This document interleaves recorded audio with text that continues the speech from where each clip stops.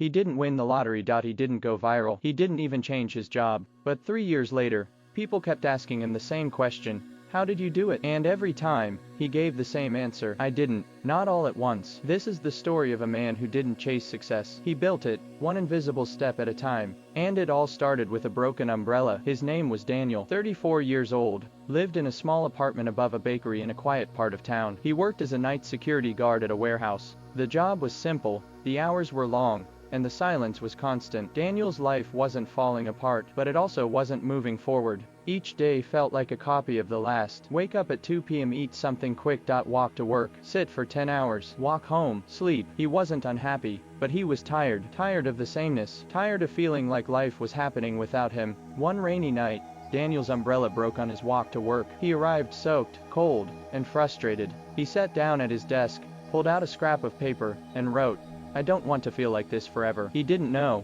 what he meant exactly, but the sentence stuck with him. The next night, he brought a notebook. He wrote the same sentence on the first page. Then underneath it, "What can I do tonight that makes tomorrow 1% better?" He stared at the page for a while. Then he wrote, "Bring an extra pair of socks." That was it. That night, he had dry socks. And somehow, that tiny comfort made the shift feel different. So the next night, he asked the same question. "What can I do tonight that makes tomorrow 1% better?" He wrote, "Stretch for 5 minutes before work." He did. His back hurt a little less. The next night, pack a real dinner instead of vending machine snacks. Then, listen to an audiobook instead of scrolling. Then, write down one thing I noticed today. None of these things were impressive. No one saw them. No one clapped. But Daniel kept doing them. Week after week, month after month. He didn't try to change everything. He just kept asking the same question. What makes tomorrow 1% better? And slowly, things started shifting. He began writing more in his notebook. Not just lists, but thoughts, observations, questions. He started reading more. He found a podcast about personal finance, and realized he could save more than he thought. He opened a savings account.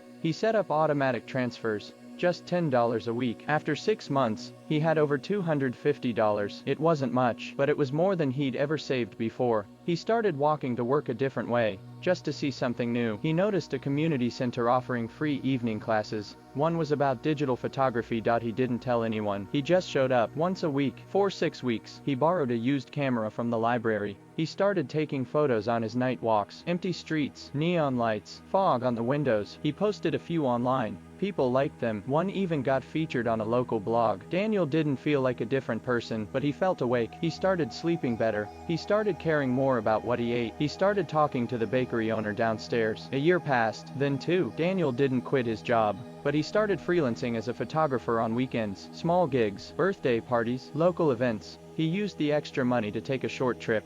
His first vacation in years. He visited a national park, took photos, sat by a lake, cried a little, not because he was sad, but because he realized something.